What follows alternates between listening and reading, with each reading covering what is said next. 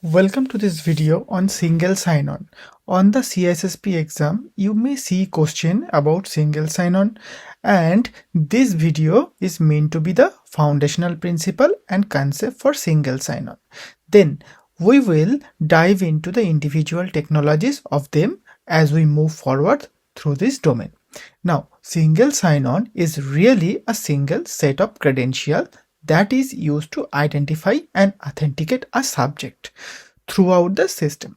So the subject can use one set of credentials to identify and authenticate themselves through any other device that's participating in the single sign-on technology. What this allows the subject to do is automatically use their credential. It makes it easier for the subject to move around the system and access different things, and they are already authorized to access. So that require a user to remember a single password, reducing the security risk of having multiple passwords. Because what do we do when we have multiple passwords? We write them down, right? We write them down somewhere, or we use the credential management system like LastPass or RoboForm or KeyPass or something like that. But for the most part, people will write them down on a note and stick it under their keyboard, that kind of stuff. This will eliminate the need for that. Okay, so again, the user authenticate one time, then can access multiple system using the same exact account. So just to show you an example of how this will work in real world, we have subject that want to access the multiple apps within our organization. What they would end up doing is authenticating to a single sign-on service. That single sign-on service would create a token, and that token would be used to access each one of this app and would pass their identification or authentication credential as a part of the exercise. So that token represents their identification and authentication. So as they are authorized to access the app, the token will authenticate on their behalf, and then the token is passed from the SSO service to the app, and that acts as an identification authentication for the subject. Now, while this is excellent and makes it easier for the user or the subject, there are some drawbacks that we need to know for the exam. First of all, if a credential or account is to be compromised, that may allow an attacker to access anything that is single sign-on enabled, right?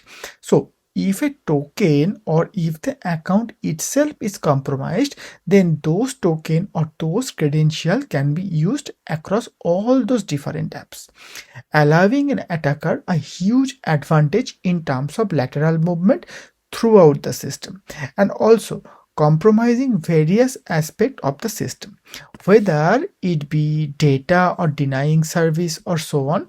Now, most single sign-on systems have protection in place against this, but it doesn't fully eliminate the risk here.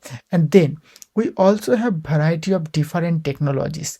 If we have variety of different technologies in the system, that can make single sign-on a bit of challenging depending on what kind of technology we are using.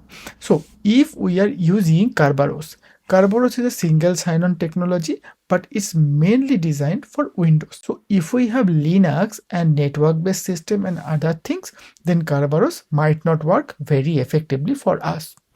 So we have to take a look at the design and architecture and also the integration when we are choosing a single sign-on technology. Also, single sign-on can be expensive. It can be expensive solution for larger companies, especially if you are trying to leverage token-based authentication across a lot of different applications or across a lot of different systems. It can be very expensive, and keep in mind that all of the credentials are going to be stored in a single location, making it an ideal and strategic target for the attacker. So on the single sign-on server is where all the credentials and the tokens are kept and stored. So we need to make sure that it's properly protected as best as possible. So I mentioned Kerberos, and one of the method. Kerberos is the ticket-based authentication service to provide identification and authentication. And again, this is primarily designed for Windows. So it's not to say it can be implemented for other type of operating system, but I have yet to see it implemented for Linux or Mac. Then there's also security assertion markup language, or SAML. This is an open standard for exchanging authentication and authorization information, and it's mainly used for web-based identification and authorization.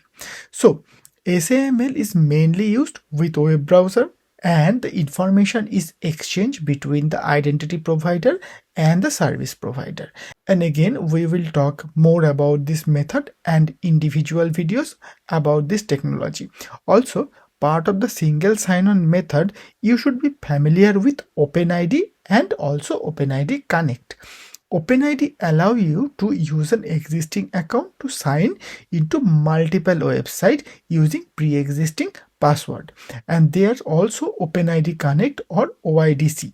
This allows various clients to receive information about authenticated session and authenticated user as well. And again, we will have separate videos on these technologies. So the bottom line for the single sign-on is to understand the purpose, understand the drawbacks, and know the different method we talk about here.